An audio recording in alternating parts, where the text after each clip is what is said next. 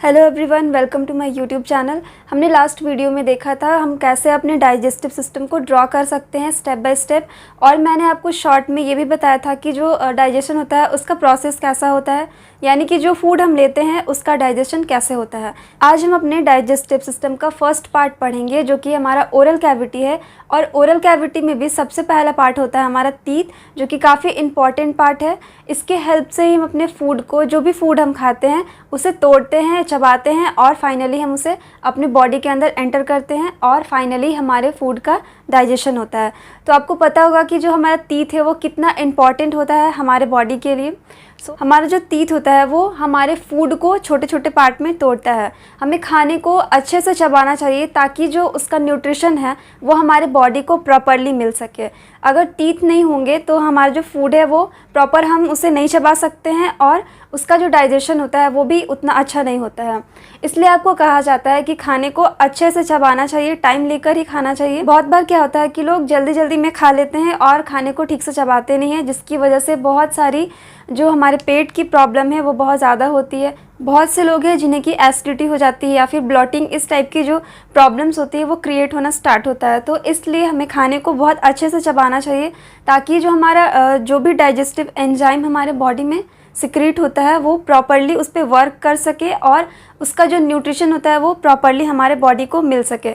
इसलिए जो खाना है उसे अच्छे से चबा कर टाइम लेकर हमें खाना चाहिए। जल्दीबाजी में खाने से जो हमारा फूड होता है वो प्रॉपरली हम नहीं चबाते हैं और जो हमारा डाइजेस्टिव एंजाइम है वो प्रॉपर वर्क नहीं करता है, और इसकी वजह से ही हमें पेट की जो भी प्रॉब्लम होती है जैसे कि एसिडिटी, इस टाइप की जो प्रॉब्लम्स होती है वो क्रिएट होना शुरू होती है।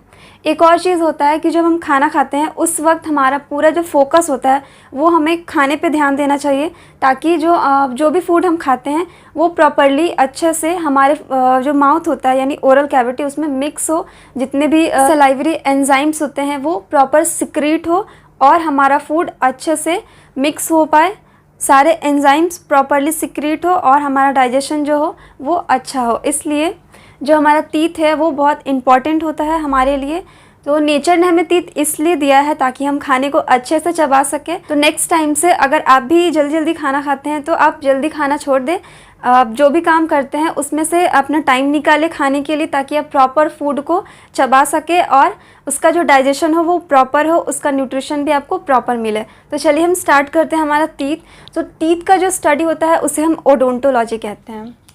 So study of teeth is called odontology.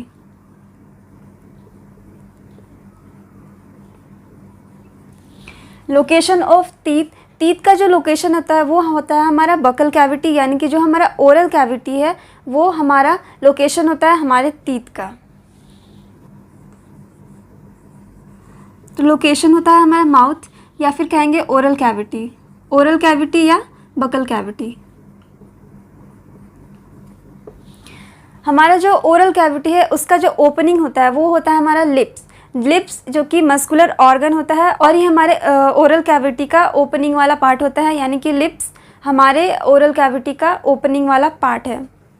Next है वेस्टिब्यूल जो हमारा चिक होता है, यानी कि चिक का जो अंदर वाला वॉल होता है और हमारा टीथ, इन दोनों के बीच में जो भी स्पेस होता है उसे हम वेस्टिब्यूल कहते हैं। फॉर एग्जांपल आप जो ब्रश करते हैं तो आप साइड में जो अपने ब्रश को ले जाते हैं वो स्पेस हमारा वेस्टिब्यूल कहलाता है। अगर दूसरा एग्जांपल हम देखते हैं, जैसे कि जो तंबाकू खाने वाले पर्सन होते हैं या फिर खैनी गुटखा इस टाइप की जो चीज़ें होती हैं वो अपने वेस्टिब्यूल में खैनी या फिर ये जो भी चीज़ें होती है उसे रखते हैं।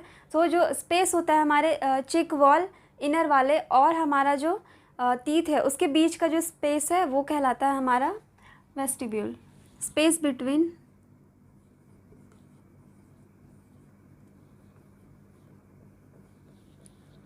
टीथ एंड चिक वॉल।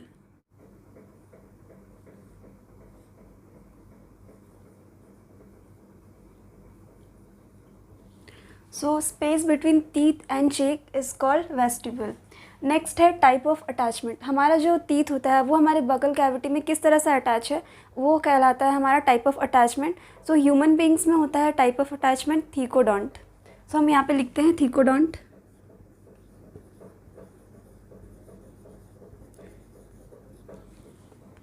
थीकोडॉन्ट जिसमें कि जो हमारा टीथ होता है वो हमारे बोनी सॉकेट से, यानी कि जो हमारा जॉ है वो बोनी होता है और ये उससे ही अटैच होता है, सो हम इसे कहते हैं थीकोडॉन्ट, जिसमें कि जो हमारा टीथ होगा वो हमारे जॉ से अटैच होगा जो कि बोनी होता है, यानी कि ये बोन का बना होता है, इसलिए हम कहते हैं जो हमारा टीथ है वो बोनी सॉकेट से अटैच होता है। देन नेक्स्ट है type of dentition. Type of dentition जिसमें कि जो ह्यूमन बींग्स होते हैं उसमें टीथ हमारा डाइफायोडोंट होता है, जिसका मतलब होता है 2 सेट्स ऑफ टीथ जो कि लाइफ में आते हैं। पहला होता है टेम्पररी और दूसरा होता है permanent teeth. So type of dentition होता है डाइफायोडोंट।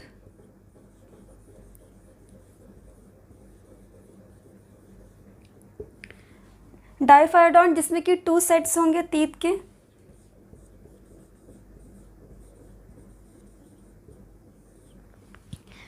डाइफायोडोंट की अगर बात करते हैं तो इसमें टेम्पररी टीथ और दूसरा परमानेंट टीथ होता है।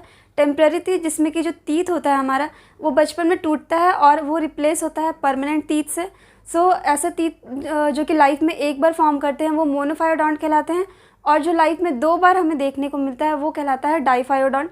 सो मोनोडोंट्स टीथ में जो 12 टीथ है वो हमारा मोनोफायोडोंट है। जब मैं डेंटल फार्मूला बताऊंगी उस वक्त मैं ये बताऊंगी कि किस तरह से 12 जो टीथ है वो मोनोफायोडोंट है और बाकी के जो 20 टीथ होते हैं वो डाइफायोडोंट होते हैं। सो ये डाइफायोडोंट हमारा डेंटिशन होता है। नेक्स्ट है टाइप ऑफ टीथ। जो हमारा टीथ होता है ह्यूमंस में हम देखते हैं कि हमारा टीथ अलग अलग शेप का होता है और उसका साइज भी डिफरेंट होता है। तो हमारा जो टीथ होता है वो हेटेरोडोंट होता है। हेटेरो का मतलब होता है डिफरेंट, जिसमें कि जो टीथ होते हैं वो अलग अलग शेप के होते हैं। सो पहला टीथ होता है हमारा इंसीजर, जिसे कि हम आई से डिनोट करते हैं। इंसीजर जो हमारा फ्रंट वाला टीथ होता है जिससे कि हम किसी भी चीज़ को कट करते हैं वो कहलाता है हमारा इंसीजर, जो कि हेल्प करता है कटिंग में। जब हम फ्रूट खाते हैं जैसे कि एप्पल वगैरह खाते हैं तो हम अपने फ्रंट वाले टीथ का यूज़ करते हैं उसे कट करने के लिए। सो इंसीजर का हेल्प होता है कटिंग में, हेल्प इन कटिंग। नेक्स्ट है कैनाइन। कैनाइन को हम सी से रिप्रेजेंट करते हैं और जो कैनाइन टीथ होता है वो थोड़ा सा पॉइंटेड होता है जिसकी वजह से वो हेल्प करता है टीयरिंग में, यानी कि चीरफाड़ करने में।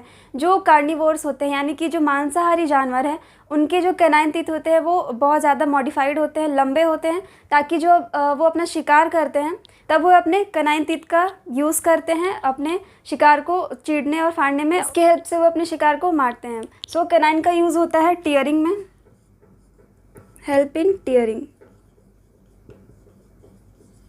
नेक्स्ट है प्री मोलर, जिसे कि हम कैपिटल पी और एम से रिप्रेजेंट करते हैं। प्री मोलर और मोलर ये जो टीथ होता है हमारा इसका सेम वर्क होता है कि फूड को क्रश करता है और अच्छे से ग्राइंड करता है ताकि हम खाने को अच्छे से चबा सकते हैं। इसके हेल्प से हम ये दोनों का जो काम है वो सेम होगा, तो क्रशिंग और ग्राइंडिंग।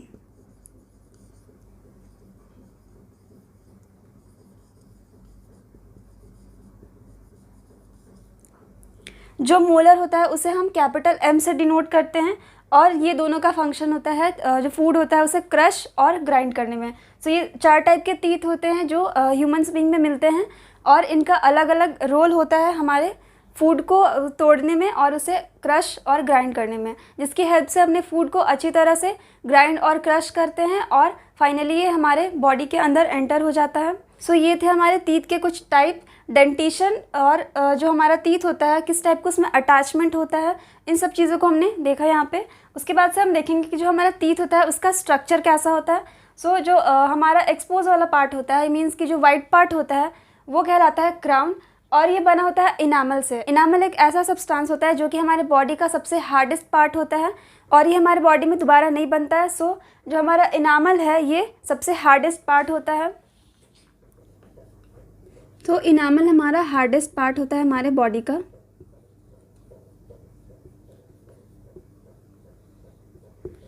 उसके बाद से हम देखते हैं जो जहाँ पे हमारा टीथ अटैच होता है, ये वाला रीज़न, ये हमारा गम है, यानी कि जो हमारे मसूड़े होते हैं वहाँ पे हमारा टीथ दिखता है कि यहाँ पे ये अटैच हो रहा है। ये वाला पार्ट हमारा नेक कहलाता है और जो बाकी की चीज़ें जो अंदर होती है जिसमें कि ब्लड वेसल वगैरह जो भी चीज़ें होती है ये अंदर जाती है टीथ के अंदर, ये कहलाता है हमारा रूट वाला पार्ट।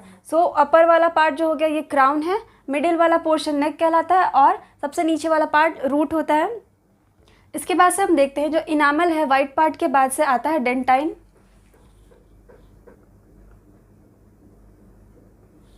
जो डेंटाइन होता है ये इनामल से थोड़ा कम हार्ड होता है, बट ये भी हार्ड पार्ट होता है जो कि हमारे टीथ को सपोर्ट प्रोवाइड कराता है, और ये भी हार्ड पार्ट होता है हमारे टीथ का।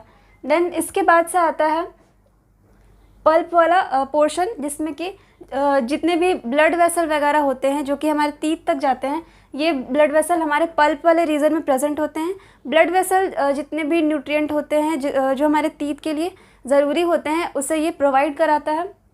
फिगर में हम देख सकते हैं कि किस तरह से ब्लड वेसल जो है ये पल्प वाले रीजन में आके प्रेजेंट है यहाँ पे। उसके बाद से देखते हैं जो सीमेंटम होता है, ये हमारे जो सॉकेट होता है, जॉ होता है, उसमें टीथ को अटैच करने में हेल्प करता है। और दूसरी तरफ ये लिविंग टिश्यू होता है जिसमें कि ये हेल्प करता है टीथ को और हमारा जो जॉ होता है उसे अटैच करने में। इस तरह से देखा हमने कि यहाँ पे टीथ का जो स्ट्रक्चर होता है वो कैसा होता है। फर्स्ट जो इनामल वाला पार्ट होता है ये सबसे हार्डेस्ट पार्ट होता है हमारे बॉडी का, जो दोबारा से रीजनरेट नहीं हो सकता है।